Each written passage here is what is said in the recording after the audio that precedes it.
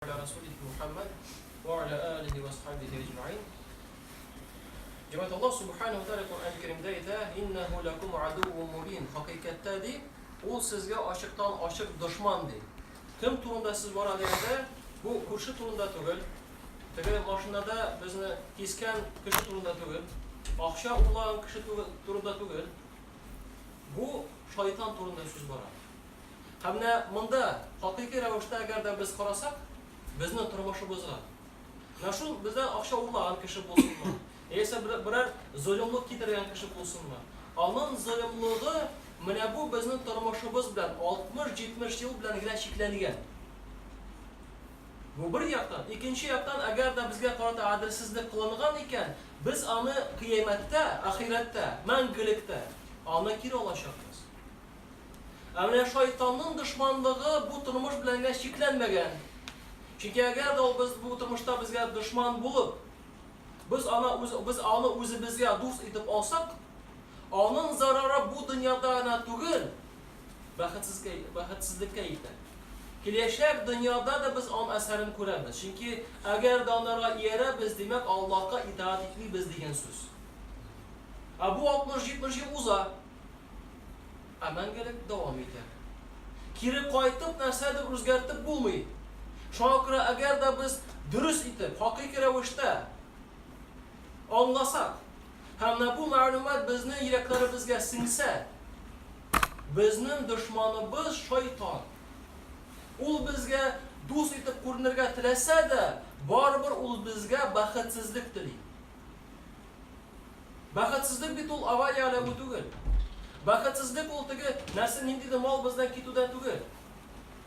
Baxtsizlik u bizning yuraklarimizga singadigan baxtsizlik. Chunki agarda baxt turida islom dinini aytar ekan, bu baxt yurakka singib, yurakdan chiqib, kamil ravishda kishini shodlantiradigan baxt. Baxtsizlik kelishincha. Ham shayton Nisa surasida 119-oyatida bir necha va'da beradi. Bizga qarata. Allohga bir necha va'da beradi, bizga qarata. Narsa bizni bilan ishlarga tiliyor. Va la udillannahum min alarni haq yo'ldan ozdirirman. Mana eng zo'r baya olib turadigan bizni turmushimizda u to'g'ri yo'l. Chunki ona turda aytganim bor, agarda odam bolasi bu dunyoda invalid bo'lib, Alloh saqlasin, Alloh bir kimga yozmasin, bu og'ir narsadir. Lekin agarda oyoqlari, qo'llari bo'lmaysa, bu dunyoda Allohga itoat etib, iymonli etib yashasa, bu onun ağırlığı bu turmuş bilan cheklangan bo'ladi. Kelajakda u oyoqlari da, qo'llari da bo'lajak, lazzat sizatgan zotlardan bo'lajak jannatda. Lekin agarda bu kishida oyoqlari, qo'llari bo'la turib da bu imonsiz bo'lsa, shu oyoqlari, qo'llari bilan bu dunyoda imish onun lazzatini ko'rar, imish. Chunki shulay lazzat yurakka kiradigan bo'lmas u. Chunki gunohlar u haqiqiy lazzat bermaydi. Kelajakda imonsiz bo'lib ketsa, mangulikda onlarga shu oyoqlari, qo'llari bo'lishmas. Ammo imonsizligi onlarga g'azabga duchor etadi. Shunga eng zo'r narsa bizda bor, u to'g'ri yo'l, u iymon degan narsa, u Alloh subhanahu va taolo itoat. Ham biz buni anglarga tiyishmiz. Chunki agarda bu bo'lmasa, turmushning ma'nosi yo'q. Narsa borib ishlab, azobga olib, yangadan osharga olib, afuytigiz deganda borganman. Nechik kirdi shunday shulay shiga. Bu turmushning baxti qog'ozlarda tugul. Bu turmushning baxti iymon bilan to'g'ridan to'g'ri bog'liq. Chunki musulmon kishiga, iymon keltirgan kishiga bu dunyo ishida g'amal qiluv az bo'ladi. Nashlarni singari, kishilar ko'rdilar endi ekanligini sen. 1-2 soat ishlashganlardir, na shulay bo'ldi, shulaymi? Shu unutdilar. Alloh subhanahu va taolo esa agarda biz izgilik qilsak, u izgilikni Alloh ham ustira o'zinda qiyomat kuniga xatlik. O'ylab qarang, qiyomat kuniga xatlik. Ham shu izgilikning natijasini biz mangulikda jannatda Alloh bersa ko'ramiz. Albatta bu bizga qiymatroq. Albatta bu bizga yaqinroq. Hamda shuni shayton bizdan olmoqchi bo'ladi. Allah Teala Kur'an-ı Kerim'de aytadi, Yasin surasında 61-60-oyat: Euzu billahi mineşşeytanirracim. Elem erhad ileykum ya bani Adem alla ta'buduş şeytan. İnnehu lekum aduwwun mubin ve en ya'buduni hâzâ sıratun mustakim. Ve lekad adalle minkum cibillen kethîrâ efelem tekûnû ta'qilûn. Ey adam balaları, men sizga shaytonga yermagiz, ham onun so'zi bilan yermagiz. U sizning ochiq dushmaningiz deb buyurmadimmi? Menga gina ibodat qilg'iz, to'g'ri yo'lni tobarsiz demadimmi? Diriz shul bit endi shayton sizning ko'pingizni yo'ldan yozdirdi. Siz hali hamon da shuni boshingizga keltira olmaysizmi? Alloh subhanahu va taolo bizga baxt tilaydi. Alloh taolo bizga iyilik tilaydi. Biz o'zimizga hatto tilamagan iyilikni Alloh taolo bizga tilaydi. Chunki qay bir shaqlarda biz butun narsani to'plab anglab o'tira olmaymiz. Allah subhanahu wa ta'ala şeytan ko'pchilik xalqni adashtirdi. A'raf surasida 179 oyatida Auzu billahi mineşşeytanirracim ve laqad dara'na li cehenneme kethiran minel cinni vel insi lahum qulubun la yefqahun biha ve lahum a'yunun la yubsirun biha ve lahum adhanun la yesma'un biha ulaika kal an'am bel hum adall ulaika humul gafilun di. Derslikda di. Biz jinlar bilan kishilarning ko'bisini jahannam ishin bor etdik. Lekin kimda bunda g'ayb? O'zimizda. Adam bolalarda o'zimda g'ayb. Chunki Alloh taolo har bir odam bolasına ixtiyor haqqini berdi. Ham shu haq bilan kim durust muomala qila, durust ixtiyor bilan durust amallar so'yadi, shu vaqtda u o'tar.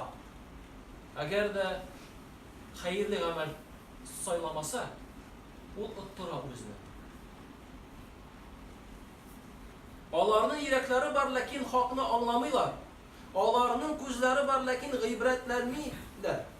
Onlarning quloqlari bor, lekin Alloh so'zlarini eshitmaylar ular. Ular hayvonlar gibi. Lekin Alloh davom etadi. Yo'q. Hatto onlardan da tubanroq. Niçin? Çünkü hayvanlar o'z vazifani o'taylar. Kishiga Alloh subhanahu taolo aql berdi, oyoqlar, qo'llar berdi. Ham kishining maqsadi Allohga g'ibodat qilib. Demak, hayvonlar o'z maqsadini o'taylar. Kishi g'ibodat uchun yaratilgan, lekin g'ibodatning shu maqsadini o'tamaydi. U ana g'aybat silab yuri. U ana kishining g'aybini izlab yuri. Albatta Alloh taolo Qur'oni Karimda aytmadi, siz borliq yaratilgansiz illa magar kishining g'aybini izlarga. Yo'q. Alloh taolo Qur'oni Karimda aytadi, siz yaratılmagansız illa magar Allohga g'ibodat qiluvchi. Allah so'zlarına ihtibarsız qolabiladilar. Shokira ko'p kishilar bu dunyoga berilib, tirishqalar bu turmushdan lazzat izlagan. Jannat bu turmushda bo'ldiramiz deb yashaylar. Ammo bu dunyo ol jannat bo'lmas bir qachon. Bir qachonda bir mezgilda jannat bu turmush bo'la olmas. Eng zo'r darajaga Şul derecede kişi baxt da size, lezzet da size. Mene bu dünyada inşallah şul vakitte ana, kaşan Allah'a bedenle itaat edip yaşasa, yüreğine İslam sinse, ne şul vakitte ana mene bu dünyada en zor derece baxt yüzünden de, lezzet yüzünden de, ne şul vakitte ana kişi size Allah. Başka şey bulmayı, ne şula yaratılgan bu dünya. Şunday kanunlarda. İkinci vaada şeytanın ve la umanniyannahum ko'ngillarına türlü batıl yalgan sözlerini salırman. Nendey batıl sözler? Yani bu turmuşka kişiga türlü xiyallar nedirsin. Ey oğlum o'z zo'r kishi bo'lursan. Bir vaqtda bir apa shulay ayta, oğlum o'z tirish o'qidi zo'r kishi bo'lursan dedi. Dega apa men endi 1.80 bo'ldim endi qayta ham o'sirgan. Shokira jamoat turli xiyollar bilan bu bolachaqdan bizga tirishlar kirdirgan. Aytmayman o'qira kerakmi deb, o'qisin. Zo'r kishilardan bo'l, lekin u maqsad tugul. U sababgina. Maqsad kishiga yordam etib, maqsad Allohga itoat etib jannatga kiragan. Ham siz o so'zlarni bilasiz. Umar ibn Abdulaziz shunday ma'qul so'zlar aytdi.